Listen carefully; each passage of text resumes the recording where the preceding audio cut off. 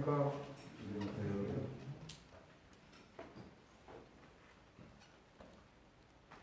지난번에 제가 베드로에 대해서 살펴봤습니다. 오늘도 다른 부분도 남아있기 때문에 베드로에 대해서 살펴보겠습니다. 사도 베드로는 제자들 중에서 참 특출났죠. 주님을 많이 사랑했고요. 또 주님 말씀을 마음에 두었고, 또 이렇게 주님에게 자기 자신의 생각들을 그대로 다 얘기하고 전하는 그런 참 인품인 것을 볼 수 있습니다. 베드로전서 5장 1절 한번 보겠습니다.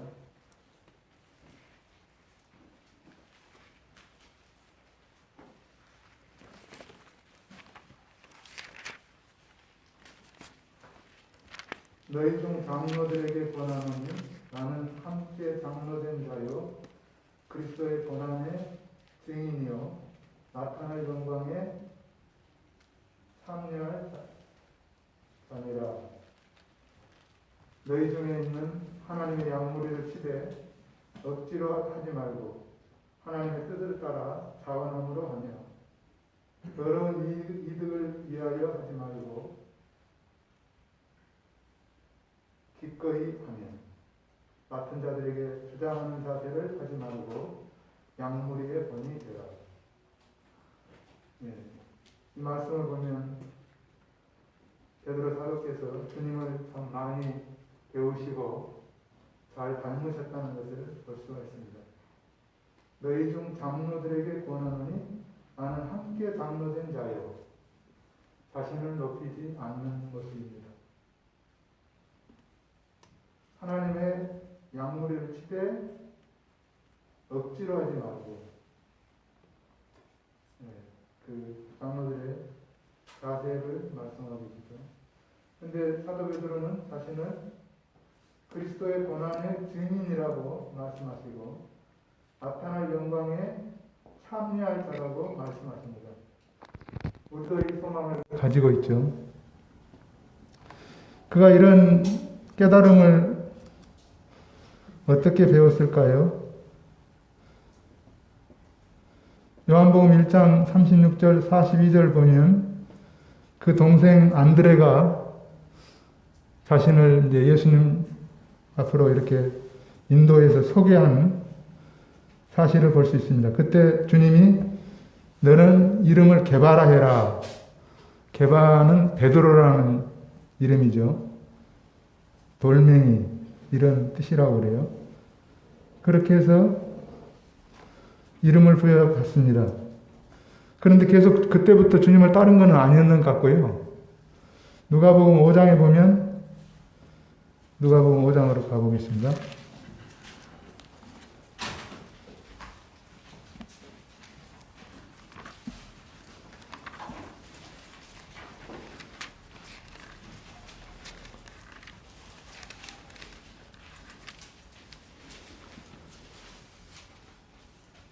오장 1절부터 보시면요.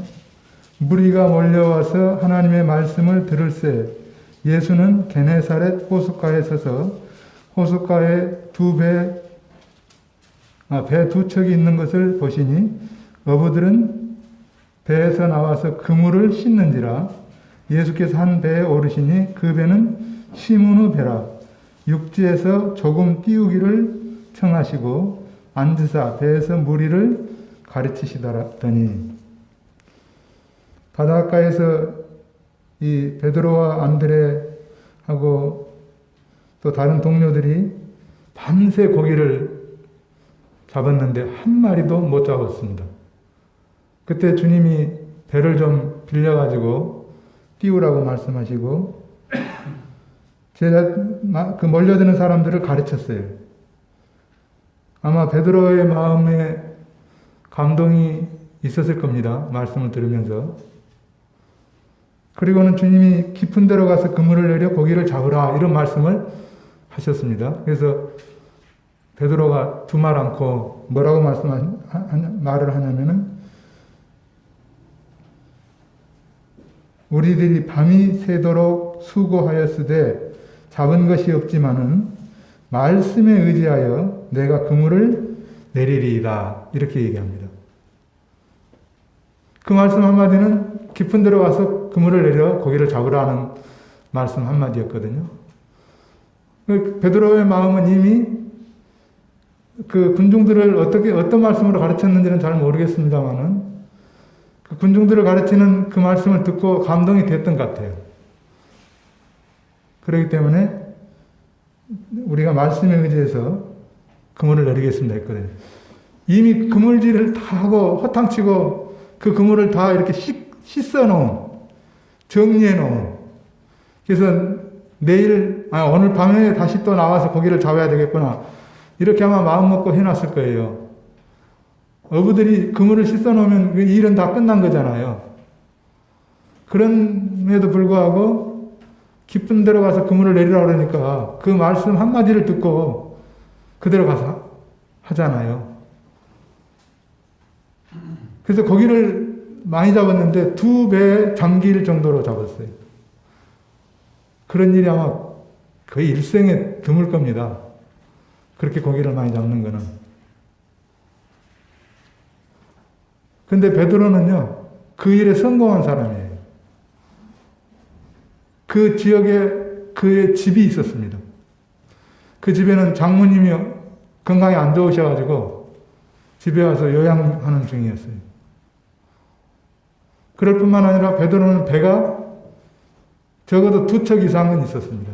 배들을 버려두고 이렇게 말씀하신 것으로 봐서 그러면 그는 성공한 사람이죠.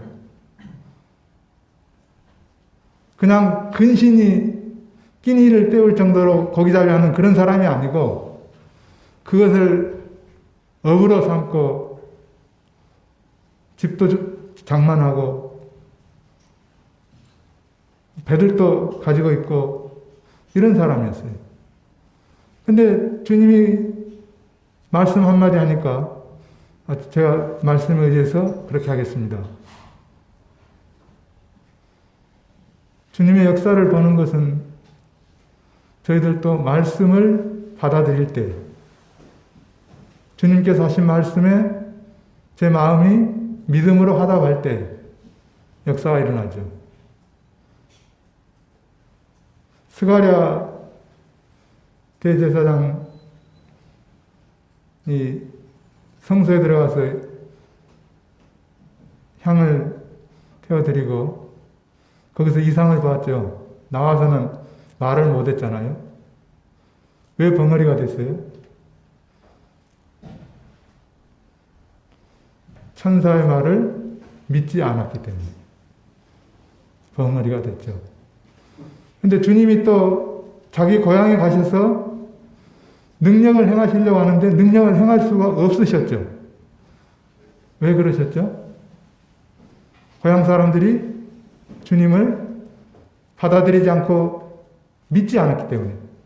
저희가 믿지 않은 것을 이상히 여기실 정도로 그들은 주님을 반대했고 거절했거든요. 그러니까 주님이 능력을 행하시지를 않으셨어요.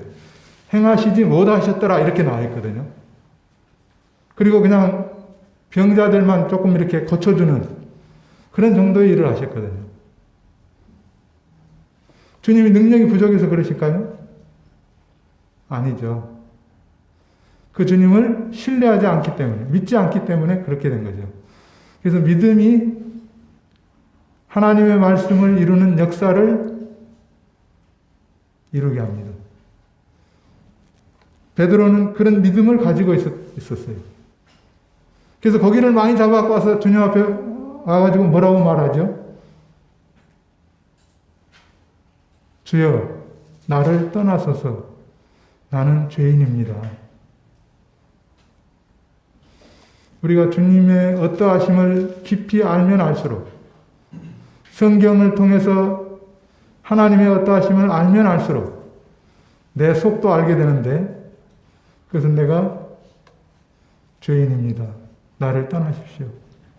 나는 주님과 함께 할 만한 그런 거룩함이나 신실함이나 이런 것이 없는 자입니다. 고백할 수밖에 없죠. 베드로는 이런 위대한 고백을 했습니다. 말씀에 의지해서 주여 나를 떠나서서 나는 죄인으로소이다. 이게 주님을 만날 때 우리가 하는 고백입니다. 수많은 사람들이 우리에게 복음을 전해주고 내 마음이 감동돼서 주님 앞에 엎드릴 때 나를 들여다보게 되고 나를 사랑하시는 주님을 보게 되고 그렇게 되면 주님, 저는 죄인입니다. 저의 죄를 용서해 주십시오. 아니면 제가 도저히 주님 앞에 나갈 수가 없습니다. 이런 고백을 하게 돼요. 베드로는 그것을 경험했습니다. 그래서 베드로 서신에 보면요. 하나님의 말씀으로 자기를 거듭나게 해주셨을 뿐만 아니라 그 믿음을 주신 분도 하나님이시라고 말씀하시면서 그 믿음을 뭐라고 얘기합니까? 우리에게 일반으로 주어진 같은 믿음을 가진 그래서 보배로운 믿음이라고 얘기합니다. 그 믿음은 결코 잃어버릴 수 없는 구원의 결과를 가지고 있을 뿐만 아니라 이 땅을 살아가는 동안 하나님의 보호하심을 받는 그런 믿음이라고 말씀하고 계시고 정말 보배로운 세상의 그 무엇과도 바꿀 수가 없는 가치 있는 것으로 말씀을 하십니다. 그는 믿음으로 거듭났고 믿음으로 보호받고 있고 은혜로 그 나라에 들어간다는 것을 강조했습니다. 두 번째로 마태복음 16장 살펴보겠습니다. 베드로의 또 위대한 고백입니다.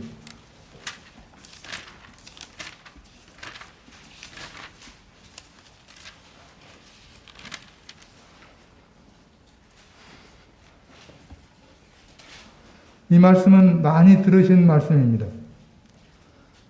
16장 14절 이르되 더러는 세례 요한 13절부터 보겠습니다. 예수께서 빌립보 가이사랴 지방에 이르러 제자들에게 물어 이르시되 사람들이 인자를 누구라 하느냐 이르되 더러는 세례 요한 더러는 엘리야 어떤 이는 예레미야나 선지자 중에 하나라 하나이다.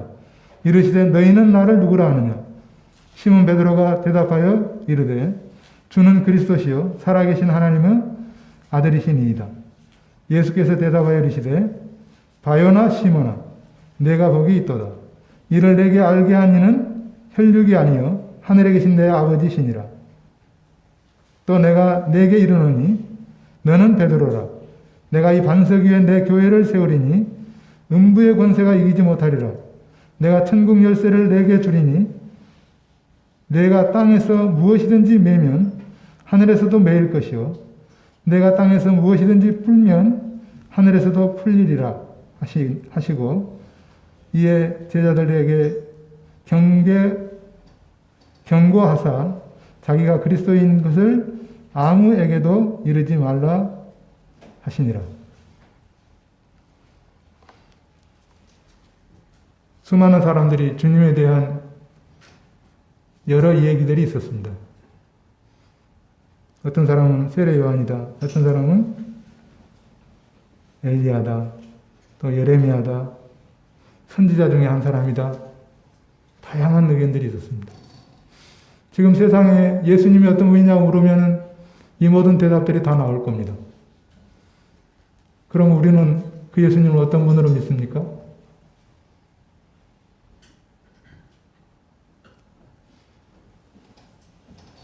주는 그리스도시요 살아계신 하나님의 아들이십니다. 이렇게 고백하죠. 우리의 예배 시간마다 고백하는 고백이죠. 우리는 예수 그리스도를 주로 받아들인 사람들입니다. 그분이 우리의 주가 되심이 마땅함을 고백합니다. 그분은 죄가 없으신 분이고 죄를 이기신 분이고 또 죽음을 당하셨는데 우리의 죄값을 치르시고 죽음을 당하셨을 뿐만 아니라 죽음에서 부활하시고 그 몸이 썩지 아니하시고 그래서 그분은 우리의 주가 되십니다. 이런 이가 없죠. 죽음을 이기고 승리해서 나를 믿으라고 한 이가 있습니까?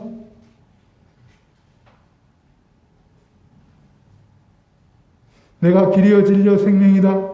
내가 영원한 생명이다. 죽어도 나를 믿는 자는 산다. 이렇게 선언한 이가 있습니까?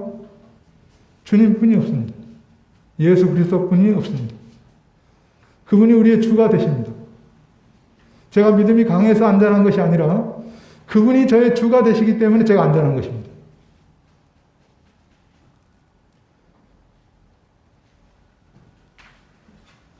주님이 뭐라고 말씀하셨습니까? 내가 복이 있도다. 여러분, 우리는 이 복을 하찮게 여기고 있습니까? 주님께서도 이런 것을 깨달은 사람들을 복이 있다고 말씀하셨습니다. 이를 알게 하니는 혈육이 아니요 내 아버지시다. 우리가 이것을 우리의 지혜로 풀어서 알았습니까? 아니면 다른 사람보다 이해력이 더 뛰어나기 때문에 빨리 이해하고 믿었습니까? 세상 지혜가 크면 클수록 예수님 믿기가 더 어렵다는 것을 저희는 알고 있습니다. 그럼에도 불구하고 저희같이 미련하고 어리석은 자들을 부르셔서 그 예수 그리스도를 주님으로 믿게 하시고 하나님의 아들로 믿게 하시고 구원받게 하셨습니다. 이게 복이 아니고 무엇입니까? 사도 바울은 고린도서에서 하나님이 너희를 부르셨는데 너희를 한번 자세히 들여다봐라. 너희 중에 문벌 좋은 자가 있느냐? 가문이 뛰어난 가문이 있느냐? 다 말씀하셔요. 주님은 어리석은 자들을 부르셨습니다. 별 볼 일 없는 자들을 구원하셨습니다. 그래서 하나님의 은혜가 얼마나 큰지를 세상 사람들에게 드러내기를 원하셨습니다. 하나님이 죄인을 받으시되 사울과 같이 믿는 자들을 노골적으로 반대하고 죽이는 그런 죄인을 받으셔서 쓰신 분이십니다. 그래서 하나님이 얼마나 자비하신 분인지를 드러내셨습니다. 우리가 이 예수 그리스도로 말미암아 하나님을 믿는 자들이 되었는데 베드로도 동일한 고백을 하지 않습니까?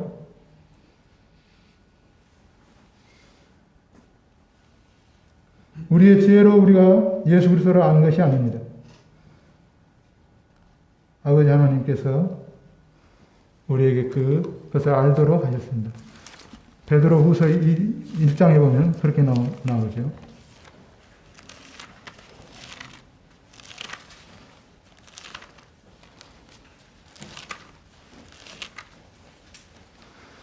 예수 그리스도의 종이며 사도인 시몬 베드로는 우리 하나님과 구주 예수 그리스도의 의를 힘입어 동일하게 보배로운 믿음을 우리와 함께 받은 자들에게 편지하노니 예수 그리스도의 의를 힘입어 동일하게 보배로운 믿음을 우리와 함께 받은 자들. 그러면 베드로는 의롭고 깨끗했기 때문에 이 의를 얻었느냐? 그게 아니라는 거죠. 예수 그리스도를 힘입어 구원받았다는 거죠. 그 믿음을 가지고 있다는 거죠. 우리도 역시 동일하게 그 믿음을 받은 자들이라는 것을 말씀하시죠. 하나님과 우리 주 예수를 알므로 이와 같은 은혜가 주어졌고 은혜와 평강이 너희에게 있기를 원하는 이런 고백을 합니다.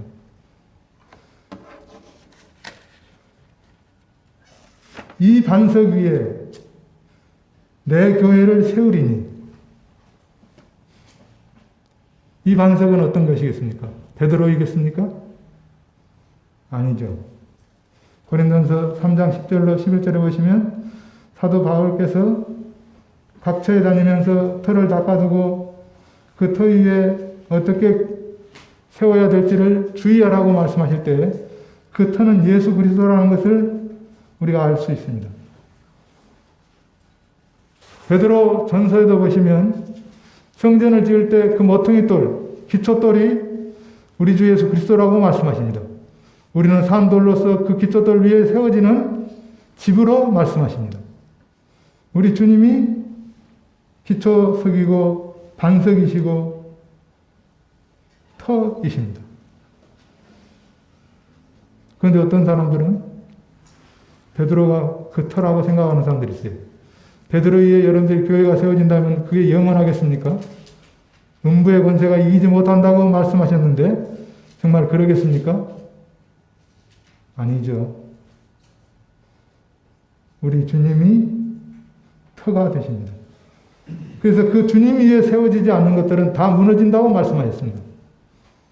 창수가 나고 바람이 불고 물이 넘치면 그것은 무너진다고 말씀하셨어요. 마태복음 7장에 그렇게 나와 있잖아요. 그런데 어떻게 그 베드로를 터로 삼고 그 위에 건축하려고 하는 사람들이 얼마나 많습니까? 우리 주님만이 터이십니다. 그래서 저는 그 말씀을 읽을 때마다 내가 이 반석 위에 이렇게 말씀하실 때 이 반석은 주님이신데 그 주님은 베드로가 그렇게 고백한 그 주님을 말씀하신다는 거죠. 주여 하나님의 아들이신 예수 그리스도를 말씀하시는 거죠. 그런데 그 주님께서 교회를 세우신다고 말씀합니다. 내가 내 교회를 세우리니. 여러분들 교회가 뭔지는 잘 알고 계시죠? 성경에서 교회를 뭐라고 말씀하십니까? 신부로 말씀하시죠. 그럼 우리 주님이 신랑이십니다. 신부와 신랑 사이에는 사랑의 관계죠. 또 순종의 관계죠. 질서가 분명히 있는 머리와 몸의 관계이죠. 그것이 신랑과 신부를 말씀할 때 성경에서 가르치는 기본적인 원리예요. 그는 연합을 말씀하시고요. 한 몸을 말씀하셔요. 둘이지만 하나라고 말씀하셨습니다. 그 비밀이 크다고 말씀하셨죠. 그래서 창조의 원리에서 사람을 창조하신 그 원리 속에서 하나님이 교회를 두고 계셨다는 것을 볼 수가 있습니다. 에베소서를 보면 그렇게 나오죠. 그래서 그 관계는 사랑의 관계예요. 주님은 무한한 사랑을 교회에 나타내십니다. 자신을 아끼지 아니하고 내어주신 사랑을 교회에 나타내십니다. 그럼 교회는 어떻게 해야 되죠? 신부로서 오직 한 분이신 그리스도만을 바라보고 그분이 죽기까지 우리를 사랑하셨기 때문에 우리 또한 그분을 위해서 우리 몸이 부서지도록 기꺼이 그분에게 내어드리고 정절로서 그분을 바라보고 이것이 교회가 취할 모습이죠. 두 번째는 또 뭘 말씀하십니까? 몸을 말씀하시죠. 한 몸이라고 그랬잖아요. 그래서 우리는 여러 몸을 가지고 있는 게 아닙니다. 여러 지역의 교회들이 있습니다만 그 모든 성도들이 한 몸을 이룰 것입니다. 근데 몸을 말씀하실 때 주님을 어떤 분으로 말씀하고 계십니까? 머리로 말씀하십니다. 머리와 몸과의 관계는 완전한 연합입니다. 머리의 영광이 몸의 영광입니다. 몸의 고통이 머리의 고통입니다. 이거 분리할 수가 없어요. 그래서 우리와 교회인 우리와 우리의 머리 대신 주님과의 관계는 분리가 되지 않습니다. 머리는 또한 뭘 말씀하십니까? 주를 말씀하십니다. 주인이라는 의미가 있습니다.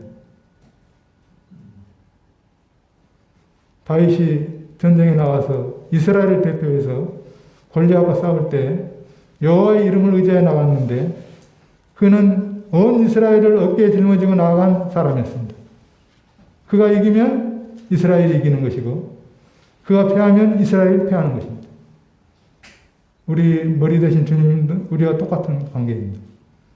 그 주님이 승리하셨기 때문에 우리가 이긴 자가 된 것이고 그 주님이 죄를 도말하셨기 때문에 우리가 해방된 자가 된 것이고, 그래서 우리는 주님과 연합되어 있습니다.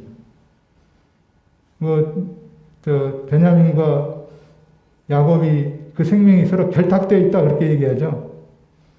그래서 베냐민의 생명이 끝나면 아버지의 생명도 끝난다. 그래서 결사적으로 베냐민을 부출해 가야 된다고 하잖아요. 이게 머리와 몸의 관계입니다.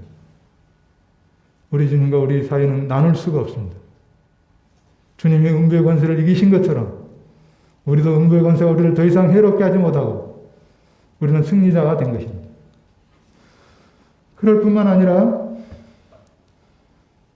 건물로도 말씀하셨어요. 교회를 건물로 말씀하실 때 주님은 뭐가 되시겠습니까? 건물을 세우는 터가 되십니다. 반석이 되십니다. 이게 교회예요. 건물 지금 우리 짓다가 또 조금 이제 낡아가지고 뒤에 이렇게 다시 하죠. 근데 기도해야 됩니다. 아직도 허락을 못 받은 것 같아요. 주님으로부터 허락받고 해야 되는데 저희가 그것부터 차근차근 다시 아뢰고 기도하고 하면 좋겠습니다. 근데 주님은 완전한 터이십니다. 그 터를 의지하고 믿음으로 바라보는 자는 결코 부끄러움을 당하지 않는다고 그랬습니다. 급절하게 되지 않는다고 말씀했습니다. 그래서 주님은 이렇게 말씀하셨죠. 제자들을 보내기 전에 하늘과 땅의 모든 권세를 내게 주셨으니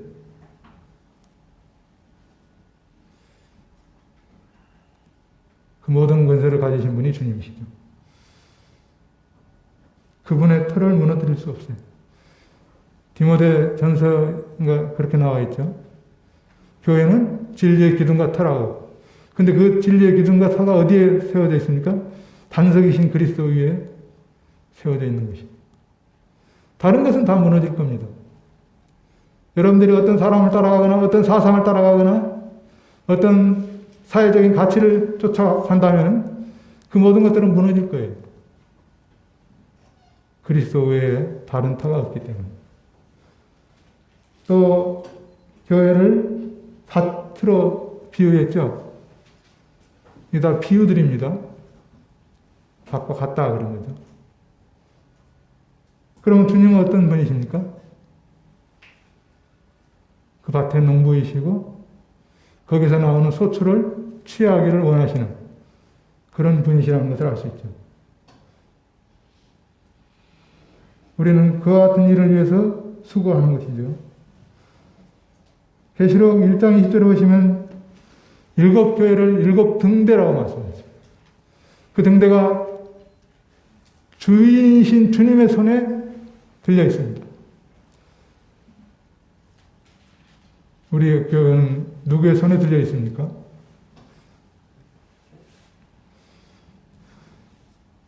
마태복음 이제 다시 16장으로 가서 보시면요. 음부의 권세가 이기지 못하리라.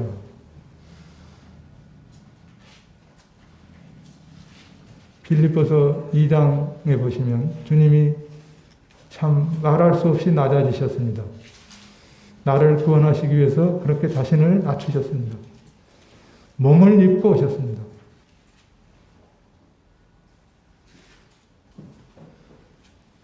그 주님이 성경에 보면 죄를 이기셨다고 말씀하시고요.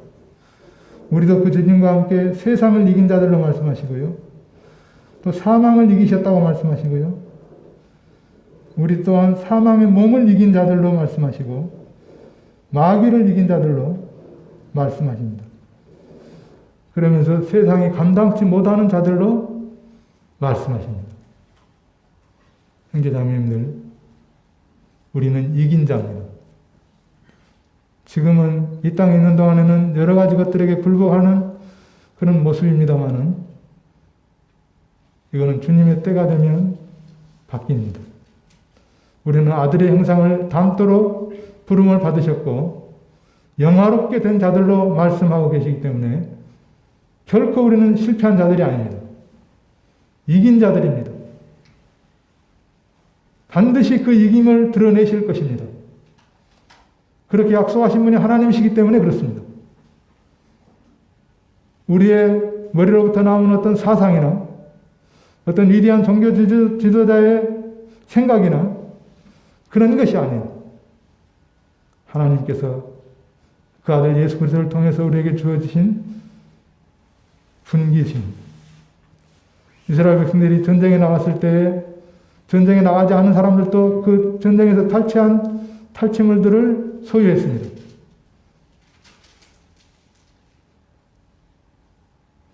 여러분, 고린도전서 냄새라는 향기라는 것을 여러분들 무슨 의미인지 알고 계시죠? 전쟁에서 승리하고 돌아오는 병사들을 통해서 포로로 잡혀오는 사람들에게는 죽음의 냄새가 되지만 그들을 환영하는 인파들은 승리의 냄새가 향기가 되는 그런 냄새를 말씀하시죠. 우리 주님이 우리의 주가 되시기 때문에 우리는 그 승리의 향기를 맡을 뿐만 아니라 우리 주님을 거절하고 복음을 거절한 자들은 사망의 냄새가 될 것입니다. 그날이 곧 오는 것을 저희들이 알고 있습니다. 그리고 내가 천국 열쇠를 내게 주노니 이런 말씀을 하셨죠.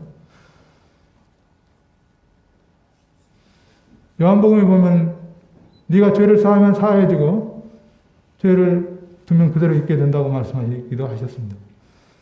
무슨 말씀인지 정확하게는 모르겠습니다만은 제가 부분적으로 알기 때문에요. 그런데 어떤 분들이 분별하는 대로 우리가 복음을 전하지 아니하면 그들의 죄가 사함받는 길을 알지 못하기 때문에 그들을 잊게 된다는 그런 의미로 설명해 주신 분들이 계십니다. 저는 그것을 받아들입니다. 마태복음 16장 또 한 부분을 보겠습니다. 21절로 28절입니다.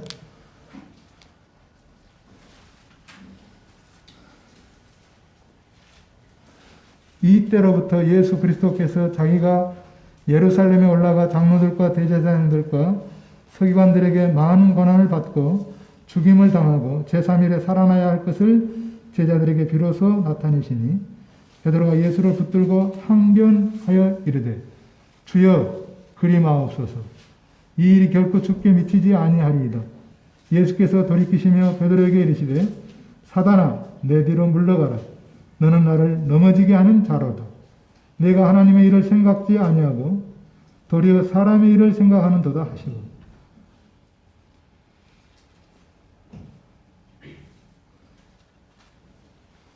베드로 사도께서 이런 일들을 종종 하셨던 것을 봅니다.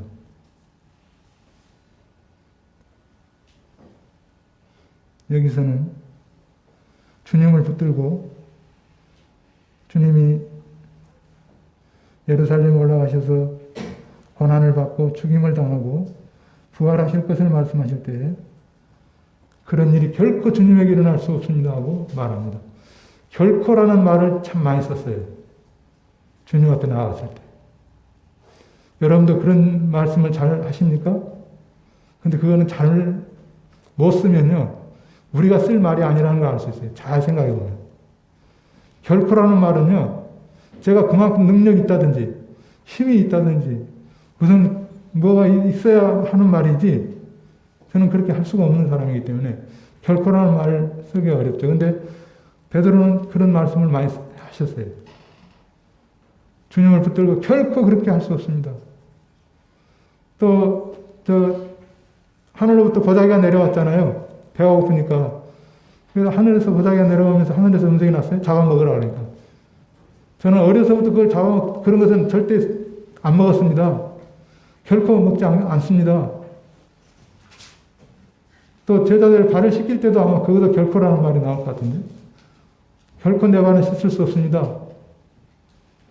그 말씀, 그 단어 사용하기를 좋아하시면 그 낭패를 볼 겁니다. 우리 주님만이 결코라는 용어를 쓰실 수 있죠. 결코 정죄함이 없나니 결코 잃어버리지 아니하리라.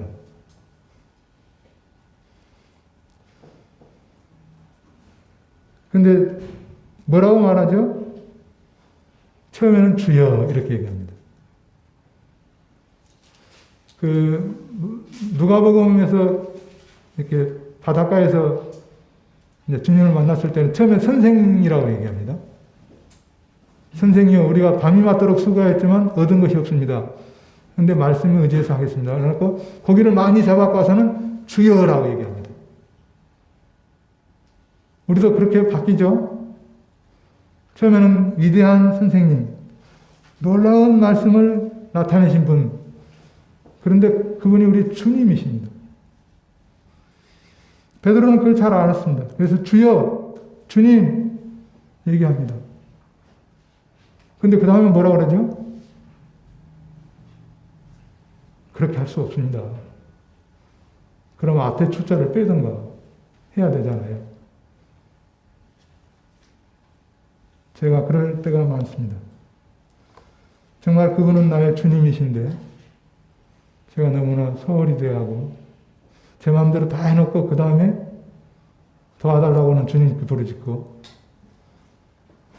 근데 주님은 이렇게 얘기합니다. 하나님의 일과 사람의 일을 나누십니다. 인간을 구원하는 일은 누구의 일입니까? 하나님의 일이십니다. 그분이 누구를 세우셔서 그렇게 하기를 원하시면 그렇게 하실 겁니다. 근데 그분은 아들을 세우셨어요. 왜 그렇게 세우셨습니까? 우리를 사랑하시는 사랑에 지극하시기 때문에. 성경은 그렇게 설명합니다. 저도 다른 말을 잘 몰라요. 그분이 나를 사랑하신 사랑이 컸기 때문에 아들을 그렇게 하셨다. 그러면서 주님도 그러셨잖아요. 친구를 위하여 목숨을 버리면 이보다 더 큰 사랑이 없다. 사랑이 뭔지를 아셨어요. 사랑하면요, 여러분 손해 보셔야 됩니다. 가장 귀한 것을 내어줘야 돼요. 남녀 간의 사랑은 그렇게 되잖아요. 부모와 자식 간의 사랑이 그렇게 되잖아요.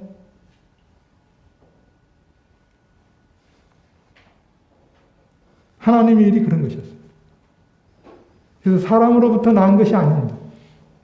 사람의 열심이나 사람의 지혜나 사람의 행에서 얻어지는 것이 아니죠. 그거는 영원한 것이 없어요. 주님이 하늘을 영광을 떠나셔서 이 땅에 오신 것은 영원한 속죄를 위해서 오셨는데, 그것은 하나님이 그렇게 하신 것이죠. 그래서 아브라함을 통해서 그것을 보여주셨죠. 아브라함이 믿음의 의로 여기셨다. 그래서 믿음으로 의롭다함을 얻는 법에 대해서 아브라함을 통해서 선포하시고, 여러 선지자들을 통해서 선포하시고, 아들을 통해서 그것을 세우시고 이루시고, 그래서 믿는 자를 구원하시는 하나님의 섭리를 전해주십니다. 이게 하나님의 일입니다. 그 일을 위해서 주님이 오셨거든요. 그 일을 위해서 예루살렘에 가거든요. 그 일 때문에 잡히시고 죽는다고 말씀하시거든요. 근데 그것을 거절하고 막으니까 주님이 사단아 뒤로 물러가라 하시면서 말씀하시죠. 사단이 얼마나 너희들을 밀가루듯이 나에게 청구했는지 모르겠다. 그러나 나는 너희가 믿음이 떨어지지 않기를 위해서 기도했노라. 주님은 우리를 위해서 지금도 기도하고 계십니다. 저는 정말 껍데기뿐인 것 같아요. 형제자매님들, 시간이 있을 때 주님을 위해서 사십시오. 그 시간은 금방 지나가 버리고 맙니다. 계속 시간이 주어질 것 같은데 그러지 않습니다. 믿음은 시련을 겪게 되어 있습니다. 그런 시련을 겪는다고 해서 뒤로 물러서지 마십시오. 아, 주님이 내 믿음이 진위 여부를 판가름하시고 드러내기를 원하시는구나 생각하시고 전진하시기를 바랍니다. 사도행전에 보시면 이제 이 베드로의 몇 가지 사역들이 나옵니다. 놀라운 일들을 많이 하시죠. 그 중에 가장 처음으로 복음을 전하는 내용이 있습니다. 사도행전 2장이죠. 성령께서 임하시고 복음을 전합니다. 근데 그 복음을 전할 때 자기 생각대로 하지 않습니다. 그동안 그렇게 했는데 성령님 임하신 이후에는 그 성령님의 인도하심을 받습니다. 성령께서 말하게 하심을 따라 말합니다.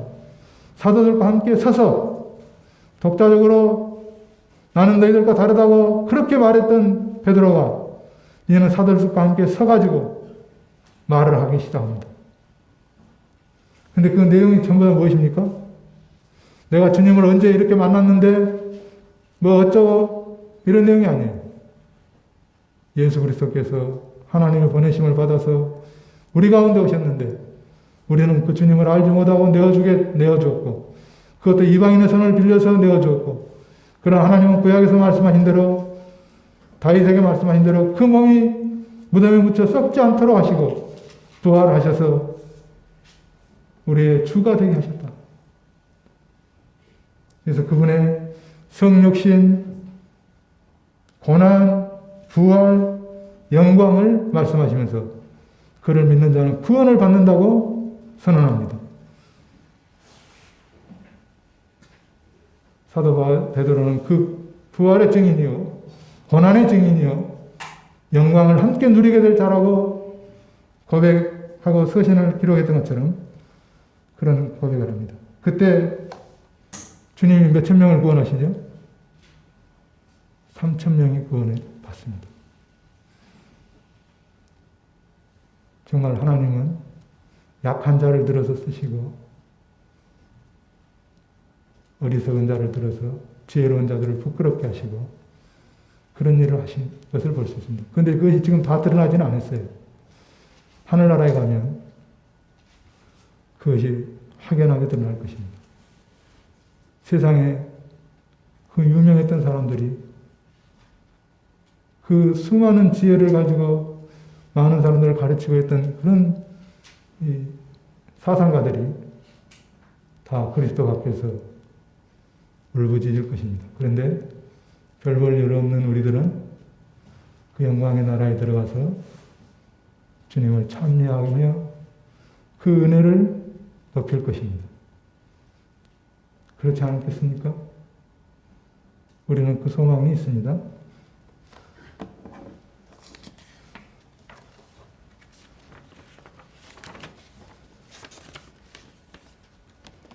주님의 은혜로 지금까지 성도님들을 이렇게 말씀으로 섬기고 교제해 주신 것에 대해서 감사드립니다. 그런데 지금 제가 감당하기가 점점 어려워지는 것을 조금씩 느낍니다.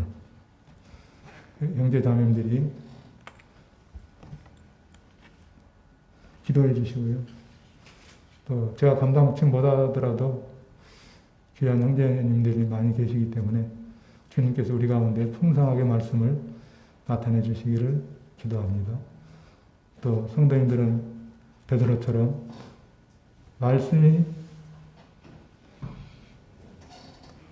말씀을 순종한다는 고백, 또 영생의 말씀이 계시면 우리가 네게로 가오리까라는 고백들을 하시면서 말씀을 계속 선포해 주시는 삶이 되기를 원합니다. 감사합니다.